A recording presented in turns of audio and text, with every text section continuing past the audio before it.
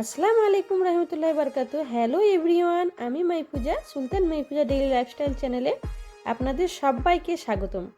আজকে চলে এসেছি নতুন একটা ব্লগ ভিডিও নিয়ে। তো আপনার পুরো ভিডিওটা দেখুন, খুব ভালো লাগবে। দূর এবং কাছে, দেশ এবং দেশের বাইরে যে যেখান থেকে আমার ভিডিও দেখছেন না কেন, তোমাদের সবাইকে অনেক অনেক ধন্যবাদ, অনেক অনেক ভালোবাসা। আমার ছোট্ট সংসার, একটুকরো সংসার, আমার মা ছেলেকে নিয়ে, আমি আর আমার ছেলেকে নিয়ে আমার সংসার। তো আমার সংসারে সেরকম ছোট্ট সংসারে তেমন কিছু আসবাব মানে দামি জিনিসপত্র কিছু নেই, কিন্তু যেটুকু আছে সেইটুকু তোমাদের সঙ্গে নিয়ে আমি শেয়ার করি। তো আমি একজন সাধারণ গ্রামে মধ্যবিত্ত পরিবারে, একদম নিম্ন মধ্যবিত্ত পরিবারে বউ। তো আমার সংসারে আমি আর আমার ছেলে, এই নিয়ে আমার সংসার। তো আজকে চলে এসেছি নতুন একটা ব্লগ ভিডিও নিয়ে বন্ধুরা। তো আজকে এসেছি মানে কী করলাম না করলাম, সারাদিনের মধ্যে কী করলাম না করলাম, কী রান্না করলাম, সব কিছু তোমাদের সঙ্গে আমি শেয়ার করি।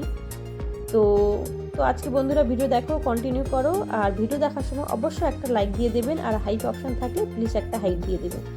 তো এখানে বাবা সকালে বাজার করে নিয়ে চলে এসেছে, মাছ নিয়ে এসেছে, মুরগির মাংস নিয়ে এসেছে, কিছু অল্প সবজি নিয়ে এসেছে। তো এটা দোকানের ঘি, আমি যেহেতু বাড়িতে ঘি তৈরি করি, মানে দুধ নেওয়া হয়, তো প্রতিদিন 500 গ্রাম করে দুধ নেওয়া হয়, তারই সর তুলে তুলে আমি বাড়িতে ঘি তৈরি করি। তো দোকান থেকে বাবা ঘি দেখলো যে ভালো লাগলো, তো দেখি বাবা ঘি নিয়ে এসেছে আর কি।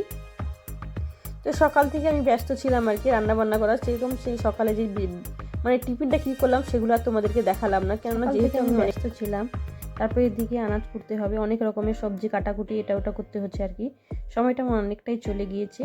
তো তোমরা ভিডিও দেখে বুঝতে পারছো যে হ্যাঁ, এটা আমি আজকে ইমাম সাহেবকে দুপুরের দিকে আর আজকে সারাদিন খাওয়াবো পেরেছি, সেইটুকু নিয়ে আমি রান্না করেছি। এখানে একটা সব রকমের সবজি কেটে নিয়েছি, আর এখানে আদা রসুনের পেস্ট আমি আগে থেকে মানে রেখেছিলাম, ওটা পেস্ট করে নিয়েছি। আর পটল ভাজা করব, বেগুন ভাজা করব, মানে চিকেন একটু আলু দিয়ে কষা করব। প্রথমে কষা করব বলে ভেবেছিলাম, আলুটাও কাটিনি। তারপর রান্না করার সময় ছেলে বললো কি না মা আলু দাও, তখন আমি খাবো, না হলে আমি খাবো না। সে একটু আলু পছন্দ করে আর কি। আর 2 রকমের মাছ ছিল আর কি। বাটা মাছটা আগে আমার আগের দিনে ফ্রিজে রেখেছিলাম, তো আজকে বাবা পোনা মাছ নিয়ে এসেছিলেন, সেই পোনা মাছটা নেব। তো কী কী রান্না করতেছি সব কিছু তোমরা ভিডিওটা দেখো, কন্টিনিউ করো বন্ধুরা।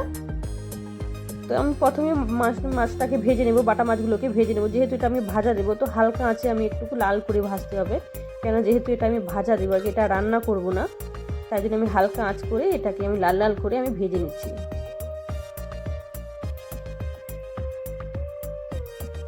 যতটুকু আমার সামর্থ্য ছিল, যতটুকু আমি পেরেছি সেটুকুই আমি করেছি। তেমন কিছু আমি তামঝাম করে আমি রান্না করিনি, বা বেশি কিছু আমি করিনি।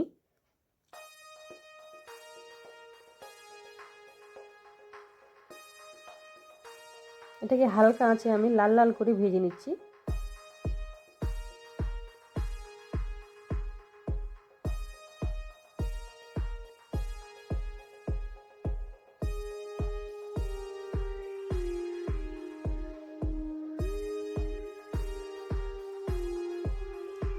ভালো করে উল্টে পাল্টে আমি ভালো করে লাল করে আমি ভেজে নিয়েছি। যেহেতু আমার ভাজা হয়ে গেছে, তো এটা আমি তুলে নিচ্ছি। তারপর যে মাছটাকে রান্না করব তাকে আবার ভেজে নেব।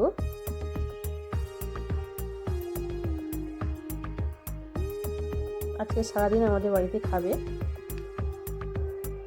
দুপুরে আর রাত্রে আর কি। এই মাছটাকে রান্না করব। পোনা মাছ নিয়ে এসেছিল, রুই মাছ। তো এই রুই মাছটাকে ঝোল করে নেব আর কি। বেশি মাছ নিলাম না, অল্প করে মাছ নিয়েছি।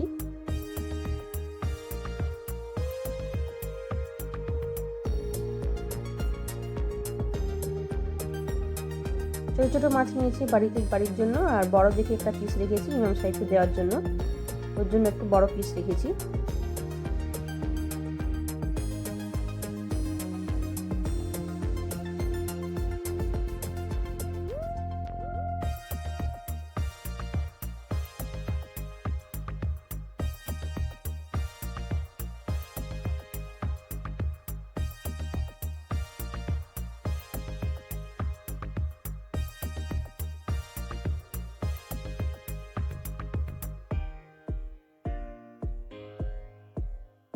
মশলাটাকে ভালো করে কষে নিয়েছি, তারপর জল দিয়ে দিলাম, তারপর মাছগুলো আমি ছেড়ে দেব।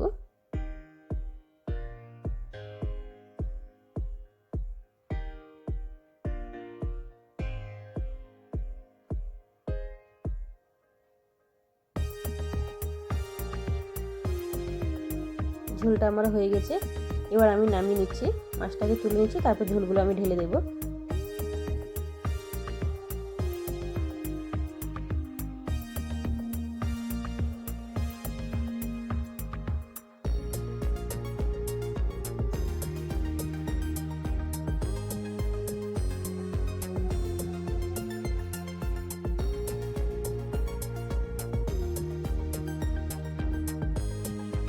বেগুনটাও আমি ভেজে নিলাম ওই কড়ার মধ্যে।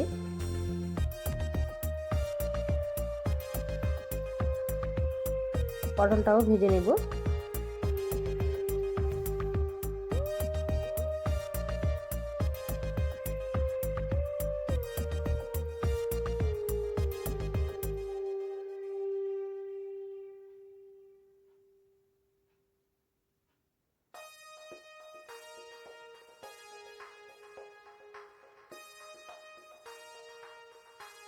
আর যে সবজিটা রান্না করব সেটাও আমি সবগুলোকে ভেজে নেব। ওটা ভেজে মাছের তেল দিয়ে সবজিটা রান্না করব আর কি। খুব ভালো হয়েছিল সবজিটা। ওখানে আছে আমার মানে ওলকপি আছে, আর শিম আছে, বেগুন আছে, অনেক রকমের সবজি আছে আর কি। 4-5 রকমের গাজর আছে, 4-5 রকমের সবজি দিয়ে আমি ওটা রান্না করেছি।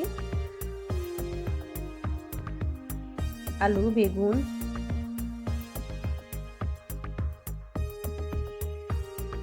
সবজিটাও রান্না হয়ে গেছে। তারপর থেকে আমি চিকেন বসিয়ে দিলাম।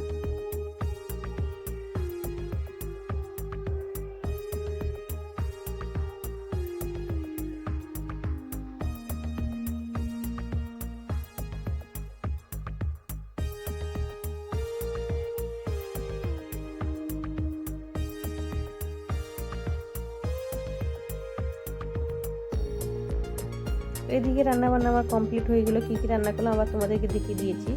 তো এখানে আছে চিকেন আছে, আর এখানে আছে মাছের ঝোল, বেগুন ভাজা, পটল ভাজা, আর এদিকে আছে মাছের ঝোল আছে, বেগুন ভাজা আছে, আর এই সবজিটা আছে আর কি। তো আজকে এইটাই মেনু ছিল আর কি। তো বেশি কিছু করলাম না। তো তোমাদেরকে আগেই বলেছি আমি বেশি কিছু করলাম, যতটা আমার সামর্থ্য ছিল, যতটা আমি পেরেছি ততটাই করেছি।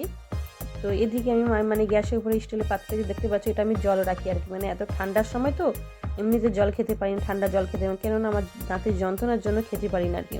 তো এরই মধ্যে জলটা গরম করে খাওয়া হয় আর কি, তাই জন্য ওতে জল থাকে। যতটা খাওয়া হয় তারপর ওতে আবার রেখে দিই।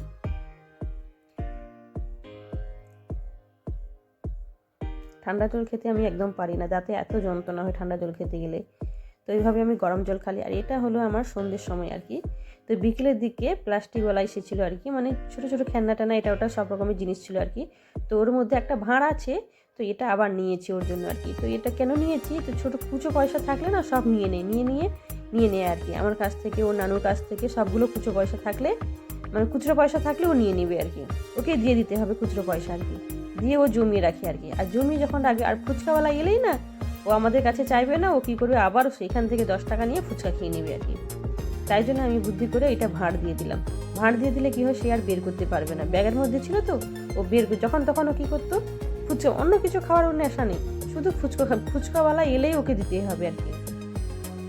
তাই জন্য ভাবলাম এই ভাঁড়টা দিয়ে দিই। ভাঁড়টা দিয়ে দিলে ও আর টাকাটা বের করতে পারবে না। আর আমাদের কাছ থেকে চাইলে যখন ফুচকা দেওয়ালা আসবে, যখন চাইবে তখন ওদেরকে মানা করবো, যেহেতু ফুচকা বেশি খাওয়া ভালো না আর কি। তো বাইরে, আমার ছেলে বাইরে কোনো কিছু খাবার খায় না, যাটুকু খায় ঘরের খাবার খায়। বাইরে বলতে শুধু ফুচকাটাই খায়, আর বাদ বাকি অন্য কিছু ওকে খায় না। তো 50 টাকা নতুন নোট ছিল আর কি, ওর নানু ওকে দিয়েছে। তো ওইটাও ভাঁড়ের মধ্যে গলেছে। এখানে মানে শুধু নোট আছে আর কি, ব্লু কালারের যেটা দেখতে পাচ্ছ ওটাই শুধু নোট আছে আর কি। তো খুচরো পয়সার জন্য ওটাও কিনে দিলাম আর কি। তো আজকের ব্লগটা কেমন হয়েছে বন্ধুরা অবশ্যই তোমরা কমেন্ট করে জানাবেন। আর এতটা অবধি ভিডিও যারা দেখেছি তোমাদের সবাইকে অনেক অনেক ধন্যবাদ, অনেক অনেক ভালোবাসা আমার পাশে থাকার জন্য, আর আমাকে এইভাবে সাপোর্ট করার জন্য। আর তো এই থেকে বাচ্চাদেরকে এইভাবে ছোটো থেকে অভ্যেস করলে না খুব ভালো আর কি। তো আবার দেখা হবে অন্য কোনো দিন, অন্য কোনো ব্লগ ভিডিওতে। বাই, তোমরা সবাই ভালো থেকো, সুস্থ থেকো।